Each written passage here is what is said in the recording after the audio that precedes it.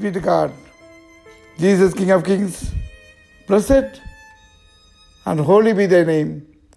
Holy Spirit, descend upon each one of us and lead us all mightily to serve the kingdom cause. Amen. Hallelujah. An idle mind is the devil's workshop. That is a very famous and often quoted secular, common, general quote. From schools to universities, from public stages to secular platforms and motivational speeches,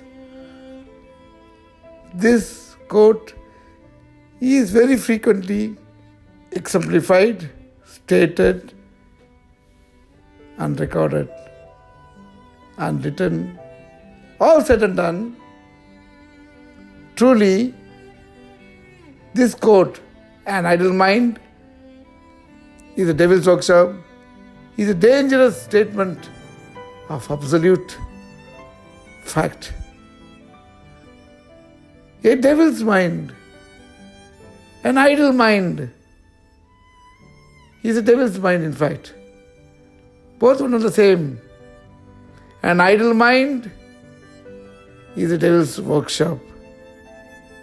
What is the moral? What is the actual and absolute moral from this very often spoken quote? An idle mind is a devil's workshop, has two major but equally detrimental components. An idle mind and the devil's workshop. Let us take the devil's workshop for our message first. The devil's workshop. Who is the devil in the first place? The Word of God, in fact, Almighty God Himself declares in the book of Isaiah, chapter 14, verses 12 to 21, and also in the book of Ezekiel, chapter 28, verses 12 to 19, that Lucifer, a mighty angel, a leader of angels, was overwhelmed with vanity and self-exaltations, and therefore rebelled against God Himself and was shown the door out of the heavens.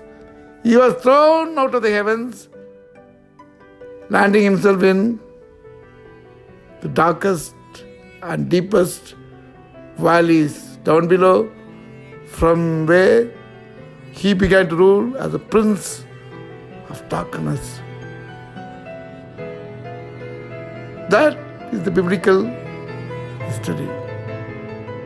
Now, the devil, the evil one, Satan, does not have any physical stature on earth. Satan is a parasite. A parasite is one that jumps onto a living organism and lives out of that organism's strength and characteristic. Satan, as a parasite, is proved in the very first book of the Bible. In Genesis, in the very beginning, in Genesis chapter 3, verse 1, we hear and read, "Now there was a serpent who was the most cunning beast of all that God had created." Amen. Serpent was the most cunning beast of all the beasts that God has created.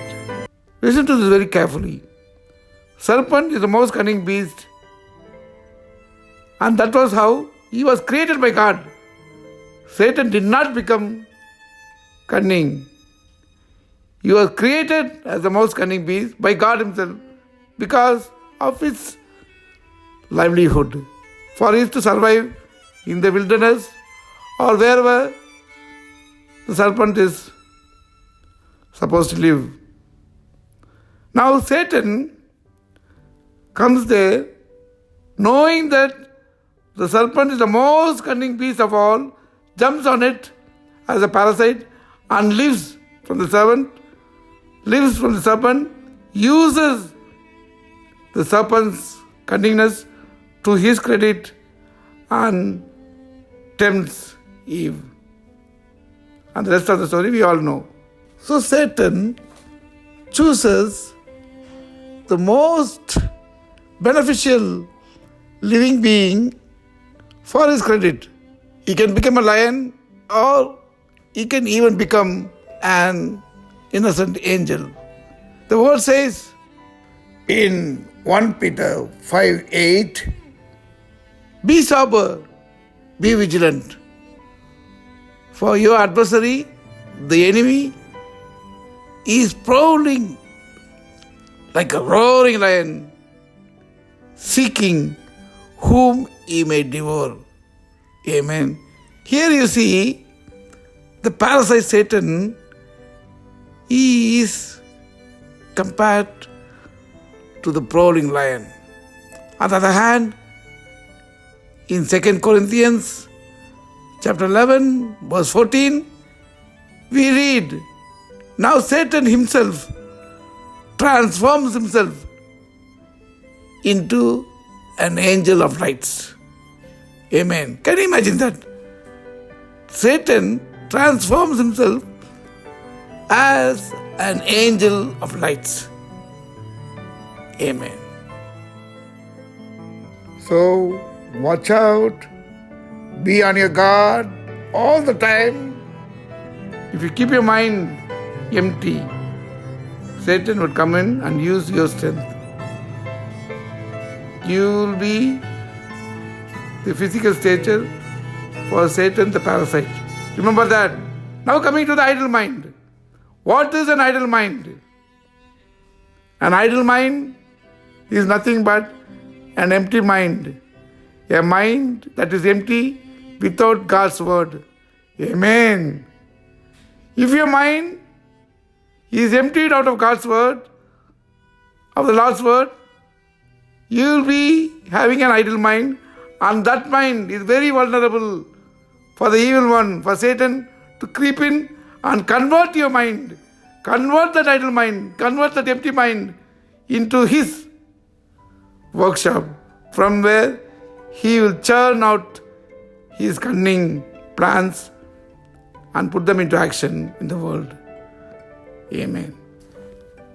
In fact, only to warn us about how Satan would plan and act, Jesus explained to us through his verse Satan's action plan and his own action plan.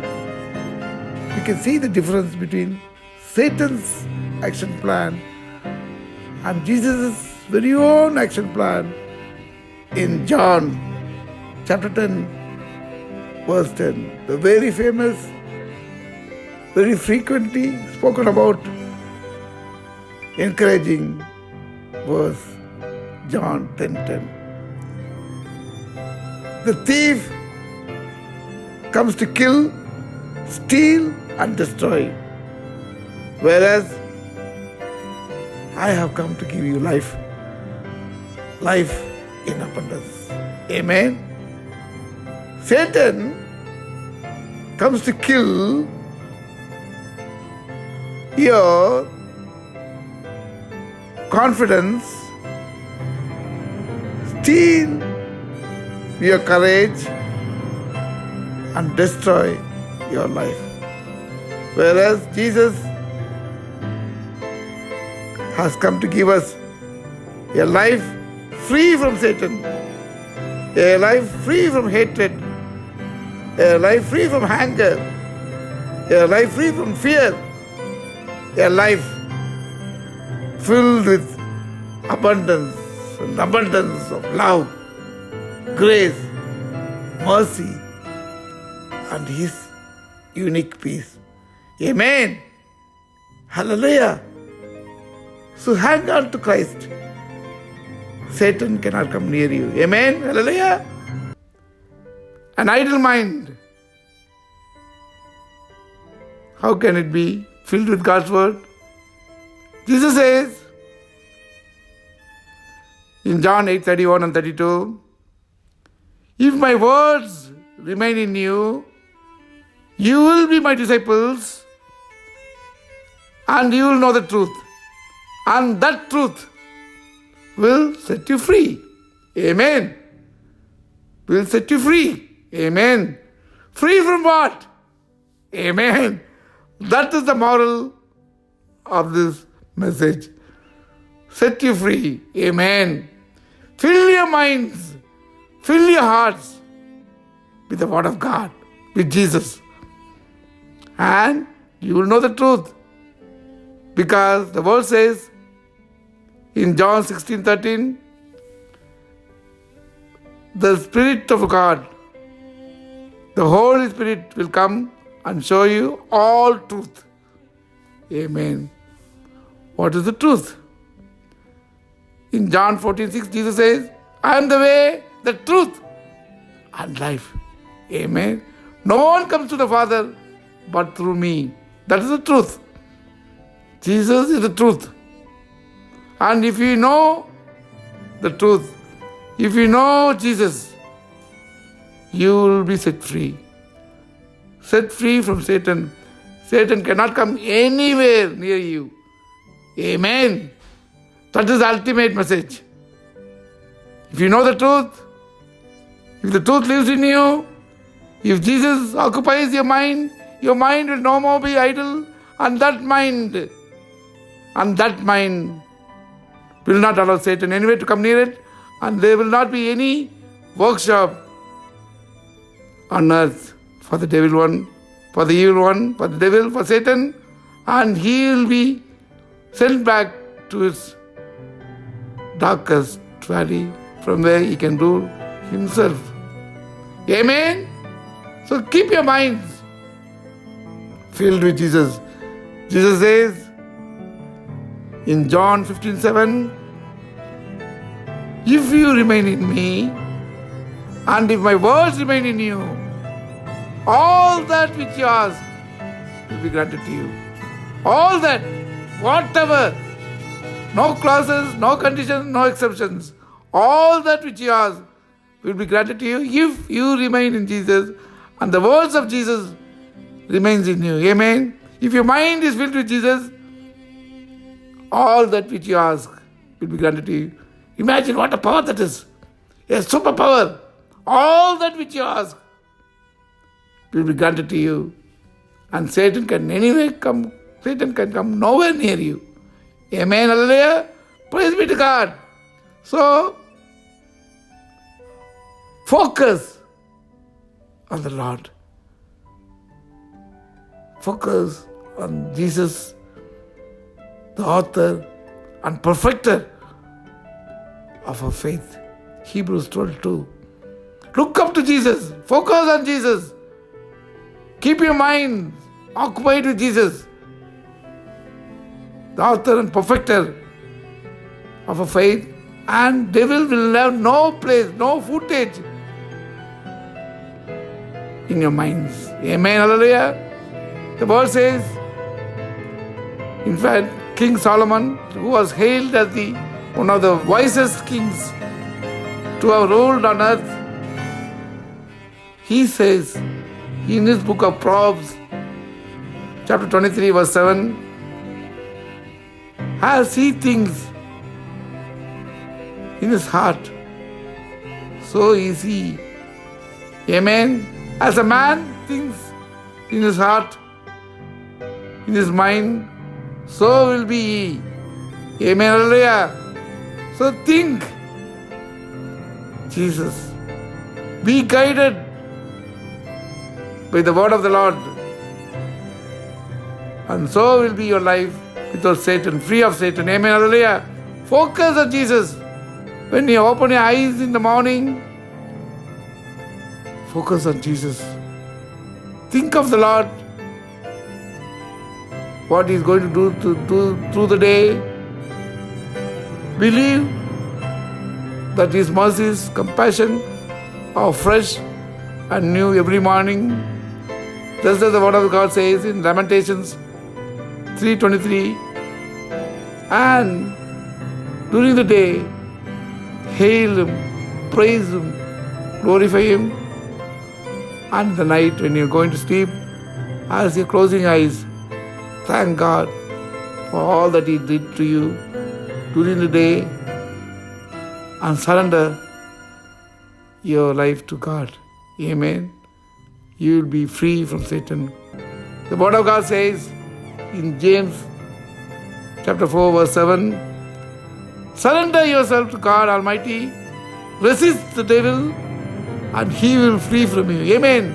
Hallelujah. I declare and decree through my humble praise, in the name of Jesus of Nazareth, surrender yourselves to God Almighty. Focus yourselves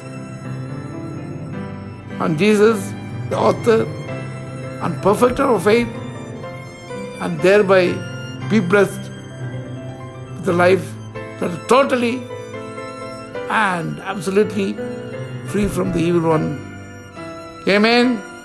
You and your generation be totally free from the cunning and treacherous plans of Satan if you focus on Jesus, and that is my prayer for you. Amen. Hallelujah. Praise be to God. May all the glory go to the Heavenly Father and His divine Son Jesus. Blessed be your name, Jesus. Hallelujah. Shalom. I will worship you with all of my heart. I will seek your face all through my life. I will serve you